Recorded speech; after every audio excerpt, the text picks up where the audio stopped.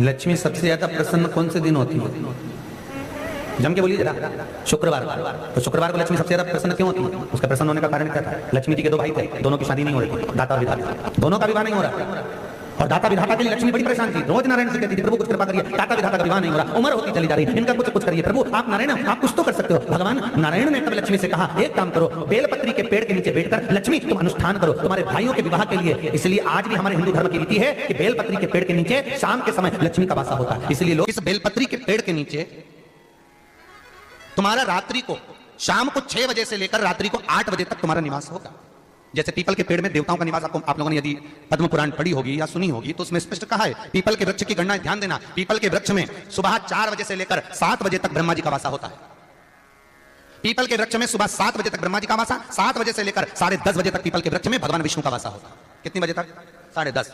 10:30 से लेकर 11:30-12 बजे तक पीपल के वृक्ष में पितरों का वासा होता है। इसलिए हमारे यहाँ पितरों को श्राद्ध पक्ष में जो भोजन कराया जाता है वो 10:30 से 12 के बीच में कराया जाता है। 12 बजे के बाद पीपल के वृक्ष में दोपहर के 1:30 बजे तक आहूतों का वासा रहता है। आहूत कौन? जो गर्भ में शांत हो गए, जो कुंवारी अवस्था में शांत हो गए, जो जन्म लेने के बाद उनका विवाह नहीं हुआ और शांत हो गए, उन आहूतों का वासा उस पीपल के वृक्ष में दोपहर में 1:30 बजे तक रहता है। उसके बाद में प्रेतों का वासा चालू होता है। इसलिए दोपहर के समय पीपल के पेड़ की परिक्रमा नहीं होती। फिर शाम को 4 बजे से 7 बजे तक पीपल के वृक्ष में शंकर जी का वासा होता है। इसलिए शाम के समय पीपल की परिक्रमा नहीं होती। 7 बजे के बाद में पीपल के वृक्ष में रात्रि को 9 बजे तक कुबेर का वासा होता है। फिर 9 बजे के बाद में प्रेतवास चालू होता है पीपल के वृक्ष में। उसी तरह बेलपत्री का जो वृक्ष है, उस बेलपत्री के वृक्ष के नीचे रात्रि को 8 बजे से लेकर 12 बजे तक बेलपत्री के पेड़ के नीचे कुबेर का निवास होता है। महाराज कुबेर का निवास। प्रयास करा करो इसी बेलपत्री के पेड़ के नीचे हम दीप लगाएं, घी का दिया। यदि संपदा की कमी हो तो, अगर भगवान ने खूब संपदा दिया तो भले मत लगाओ, कोई दिक्कत। महामृत्युंजय मंत्र का यदि आप जाप करते हो और आपको मालूम पड़ गया कि शरीर में मुझे ये रोग हो गया है, मुझे शुगर हो गया है, मुझे बीपी हो गया है, मेरा ब्लड प्रेशर ऊंचा नीचा रह रहा है, कोई भयंकर रोग, मेरे रिश्तेदार को कोई कैंसर जैसा रोग हो गया, किसी को कोई थायराइड हो गया, किसी को कोई किडनी और लीवर में सूजन हो गई, किसी को कहीं किडनी और लीवर में तकलीफ हो गई, तो शिव महापुराण की कथा कहती है, नवग्रह शिव महापुराण की कथा कहती है कि बेलपत्री के वृक्ष के नीचे महामृत्युंजय मंत्र का जाप जो शुक्रवार की शुक्रवार घी का दिया लगाकर करता है, उसके रोग बाबा देवादिदेव महादेव समाप्त करते चले जाते हैं। यह संजीवनी मंत्र शुक्रवार के दिन भगवान शंकर को शुक्र को दिया था, इसलिए उसकी प्रधानता है।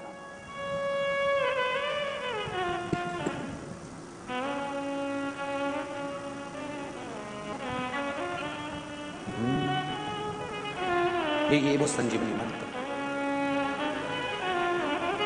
शुक्रवार के दिन बेलपत्री के वृक्ष के नीचे बैठकर घृत का दिया लगाकर शरीर में जो रोग है उसका स्मरण कर शंकर जी से विनय कर हे भोलेनाथ, आपने शुक्र देवता को संजीवनी मंत्र दिया है, तो क्या आप मेरे को वो मंत्र प्रदान नहीं करोगे? मेरे रोग, मेरी बीमारी, मेरे दुख को आप नहीं हरोगे?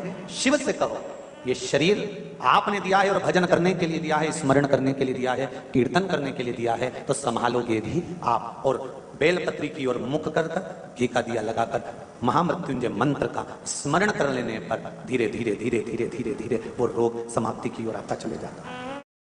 शंकर भगवान को तुलसी नहीं चढ़ती, केवल एक वैकुंठ चतुर्दशी के दिन चढ़ती है, वो भी रात्रि के समय पर 12 से 4 के बीच में। पर शंकर भगवान को तुलसी नहीं चढ़ती। पर पद्म पुराण कहती है कि शंकर भगवान के मंदिर के बाहर जो तुलसी का वृंद लगाया जाता है, शिव जी के मंदिर के बाहर जो तुलसी का पौधा लगा रहता है या लगाया जाता है, उस तुलसी के पौधे में जितनी मंजरियां लगती हैं, उस मंजरियों में जितने दाने लगते हैं, उतने दाने गिन लिए जाएं और उतने समय का वैकुंठ का वास उस मनुष्य को प्राप्त हो जाता है मृत्यु के बाद।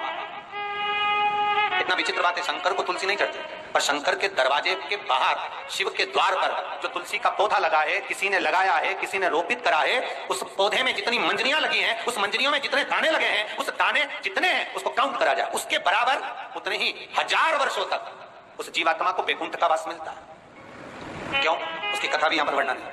जब भगवान विष्णु सामने शंकर के बैठे थे और भगवान शिव ने जब सत्यनारायण नाम रख दिया था, तब भगवान विष्णु शिव से कहते हैं नारायण, भगवान शंकर से कहते हैं भोलेनाथ कैलाशी अविनाशी हे शिव, मेरे सारे विग्रह के साथ में लक्ष्मी मेरे साथ में। बहुत ध्यान देना मत। मैं अगर नारायण रूप में हूं तो लक्ष्मी मेरे साथ में, मैं राम रूप में हूं तो सीता मेरे साथ में, मैं कृष्ण रूप में हूं तो राधा मेरे साथ में, मैं रंगनाथ रूप में हूं तो गोदा मेरे साथ में लक्ष्मी सदा विराजमान है। पर आज आपने मेरा जो सत्यनारायण नाम रखा है, मैं अपना संग किसको ले? तब भगवान शिव ने कहा आप जब बाहर निकले, जो रोपित मिले बस वही आपको समर्पित हो। तुलसी का पौधा रोपित था, उस तुलसी के दल को भगवान नारायण ने अपना संग बनाया। और बहुत ध्यान देना, सत्यनारायण की कथा हो, चाहे भागवत की कथा हो, चाहे विष्णु पुराण की कथा हो, इन सभी कथाओं में सबसे ज्यादा प्रसाद की महत्वता नहीं है जितनी तुलसी के दल की महत्वता है। क्योंकि सत्यनारायण के साथ में हरि के साथ तुलसी का स्मरण